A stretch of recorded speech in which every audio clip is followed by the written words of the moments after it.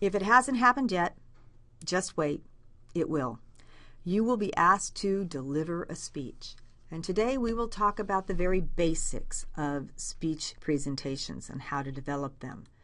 Specifically, we're going to talk about the types of presentations, the basic organizational structure of a speech, and then finally some key ideas to succeed when you have to do a speech. Scholars tend to divide presentations into three types: informative, persuasive, and then everything else gets lumped into what we would call special occasion speeches. A toast, a eulogy, a speech of nomination, an acceptance speech, an after-dinner speech where after somebody has eaten a meal, then you usually have a humorous speaker or a keynote speaker. There are some scholars who believe that instead of three main types of presentation, there are really only two. That every special occasion speech can be thought of as either informative or persuasive. If you are giving a eulogy at a funeral, you might be informing the mourners who this person was. If you are nominating somebody for a position, then your speech of nomination would be persuading the audience to accept the nomination. One way to think about your speech is that you are essentially making an argument, even if it is an informative rather than a persuasive speech. You are essentially making a claim. That's the main point of your speech. Then you would support your claim with your main points.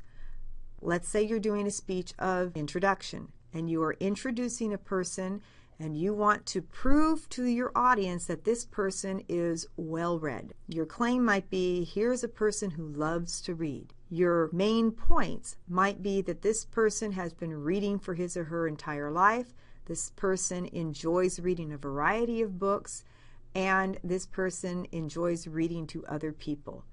Those 3 points would support your claim that this person is a reader. You would then be supporting each of those main points with examples, with evidence, with reasoning. And then finally, you would reiterate the claim, restate the claim or argument when you conclude the speech.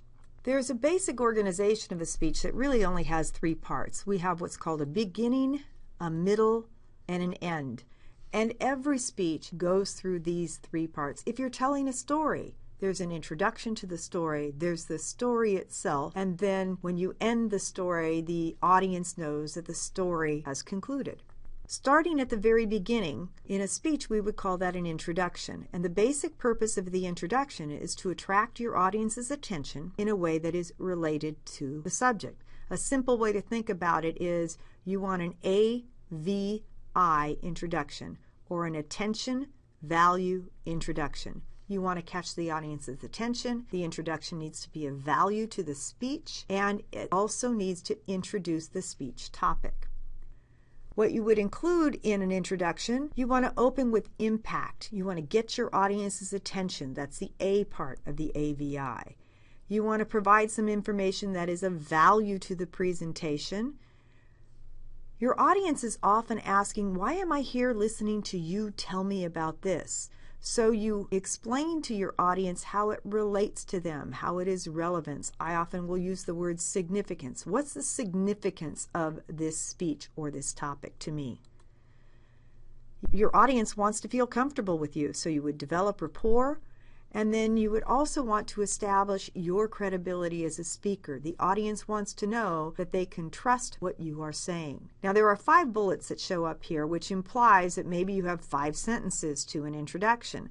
But that's not necessarily true. Oftentimes, you can achieve multiple criteria with 1 or 2 sentences. Let's say you're going to do a speech on epilepsy. You might say, 1 in 10 people will experience an epileptic seizure at some point in their life. Well, that's probably going to get your audience's attention, so you've opened with impact. That information would be of value to the presentation on epilepsy, and I think it would also give your audience a reason to listen, that they might know somebody or that they might have an epileptic seizure. You would end your introduction with the thesis or the preview statement, and then you would transition to the body. So now let's transition to the body of the speech. This is the reason you are giving the speech. This is the heavy content here. This must be organized. You shouldn't have a series of statements that don't relate to each other. Remember, you are building an argument. You're going to organize your body into between 2 and 5 main points. Most of the time, people will organize it into 3 main points. That's what we are most used to as an audience, and that's what you probably should strive for, particularly as a beginning speaker. But you could actually have as few as 2 main points as long as they're well developed, but not more than 4 or 5 main points because an audience has a hard time remembering each one of those distinct points once you get above a certain number. You would develop those points so you're making claims to support your major argument, and then you would support those claims with more arguments, examples, reasoning, and evidence.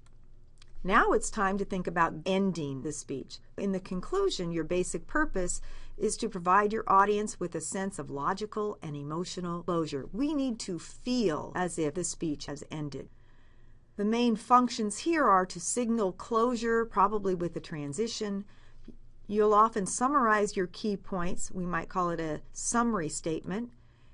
Reiterating the thesis or the central idea, because remember, you've made an argument, now it's time to bring the argument home. You can challenge your audience to respond and reiterate the relevance of the topic or the value to the audience. Even in an informative speech, you can challenge the audience to use the information you've just provided them in a beneficial way. And then you want to end with impact. That's the way you're going to have your audience feel that sense of logical and emotional closure. The third part of this presentation today focuses on how you might succeed in speeches overall. Important is the good topic selection, audience analysis, and then you have to be able to deliver what you have prepared. For topic selection, avoid topics where you don't sound credible. If you are not a scientist, it's very hard to do a very scientific topic. You might want to choose something else. If you are using an everyday topic, see if you can give it a new perspective, a new way to look at it. There's some topics we've heard over and over again. Try to give us something unique. Again, something of more value to us. Make the topic relevant to your audience. Sometimes a statistic will do, sometimes a relation to something in current events might help, but your audience needs to feel like what you're telling them about is important to them. You also want to make sure that you know the time limit and what you need to have for your presentation. So a topic that fits the time limit, you don't want to cover all the causes of World War II, for example, if you've got a 3-minute speech. Resources would include visual aids, research that you might be able to cite in your speech. And if you're doing a persuasive speech, a policy or a sales speech, try to avoid topics that have no solution or no way for the audience to do something to solve the problem that you're talking about. The audience is the main reason you are doing a presentation. As such, they need to be the center of it. They're going to drive everything, including your topic selection. So you want to ask yourself, what are your audience's needs and values?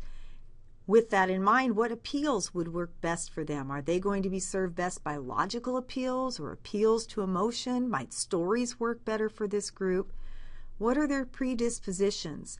Why are they here? Are they here because they want to be here listening to your speech? Are they negative about you? Are they negative about the topic or the occasion? Are they very positive about it? What do they expect? What information and sources would they find credible? That would be helpful to know as you design your speech. And finally, especially if it's a persuasive speech, with this audience, is it appropriate to mention opposing viewpoints? Now you've prepared the speech, it's time to deliver it, and you need to develop a credible delivery, which doesn't happen overnight. You must sound like you know what you're talking about. So your delivery should be confident, natural, credible, and sincere. It's amazing when you practice in front of yourself and only yourself, you're very fluent. But when you speak in front of a group of people, all of a sudden that fluency is gone. You need to sound practiced, but you can't sound too practiced. You still need to sound natural. Finally, you want to cite credible and relevant references. That's going to make you sound like you've done your research and that you know your topic. It's quiz time. Some things to think about. Can you identify the criteria for effective introductions and conclusions? How important is audience analysis in selecting a topic? And finally, can you explain how an informative speech is like an argument? Now it's time for you to start thinking about putting your first speech together.